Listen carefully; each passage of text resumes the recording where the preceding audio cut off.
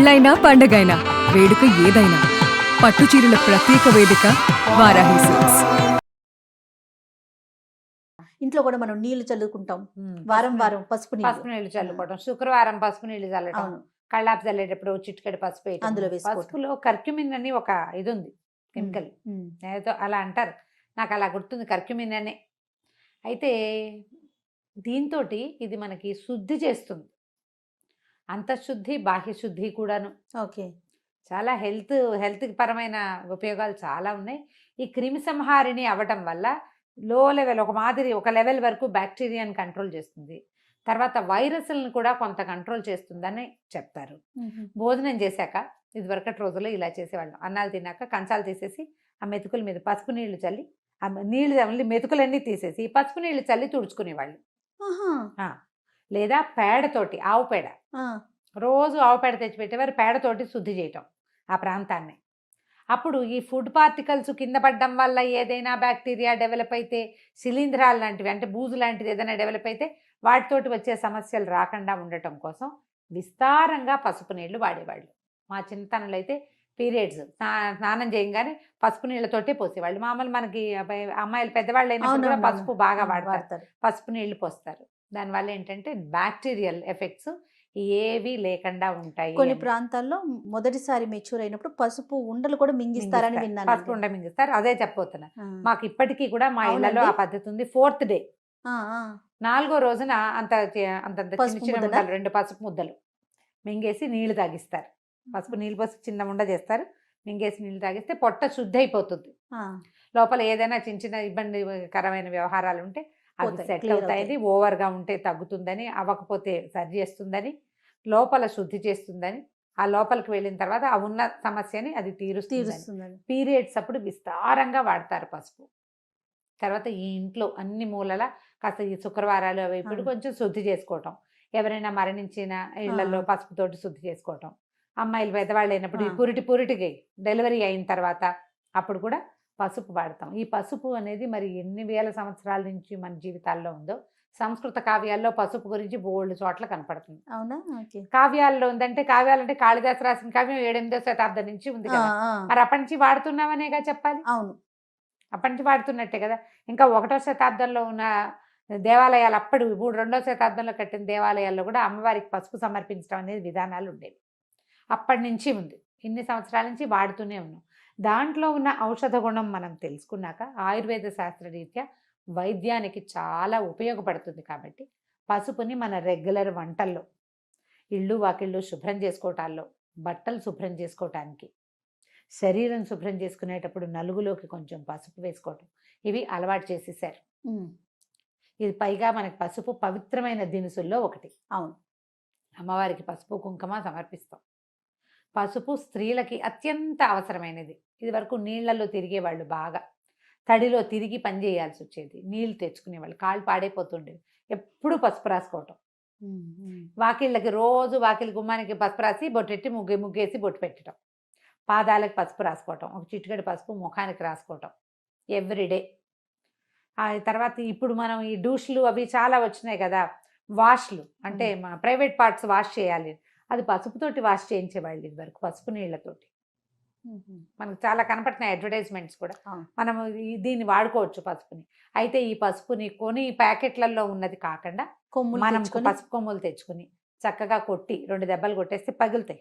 మంచిగా ఎండబెడితే బాగా చక్కటి మంచి రంగున్న పసుపు వస్తుంది.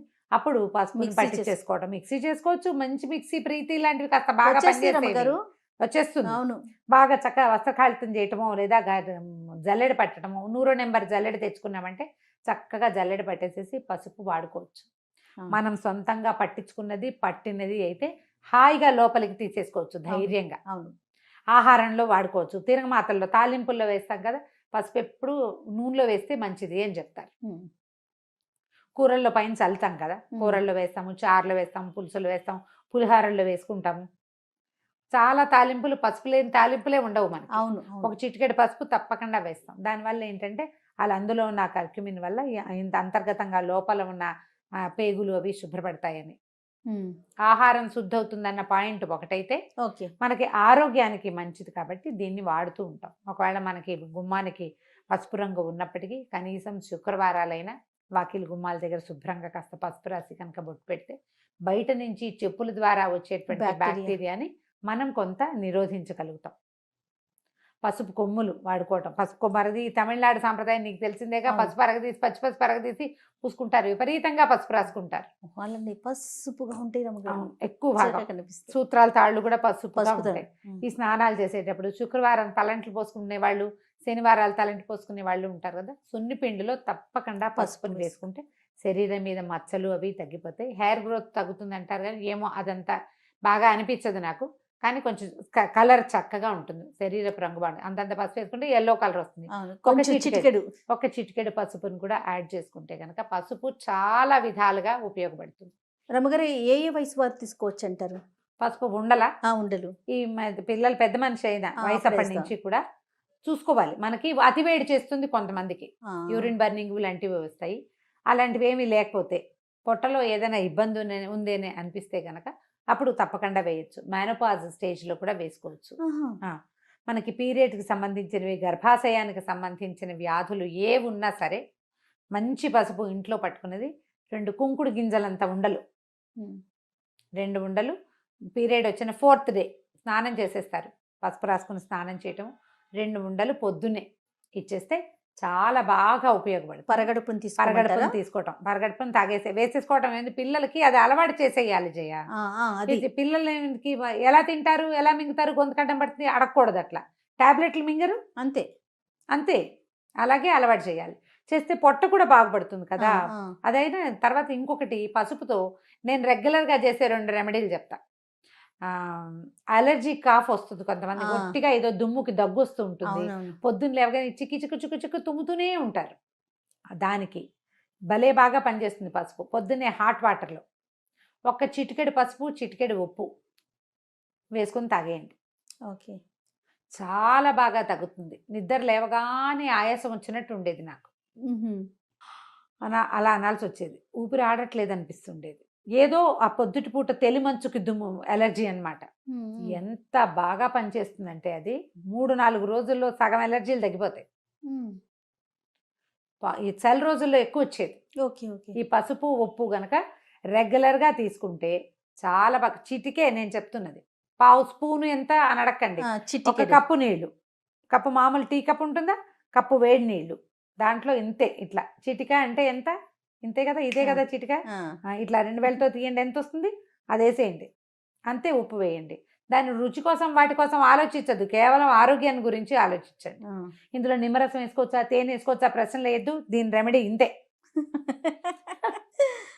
నిజంగా కాఫీ పొడితో చేతులతో ఇంకోండి అని చెప్తే టీ పొడి వాడచ్చా అని అడుగుతారు.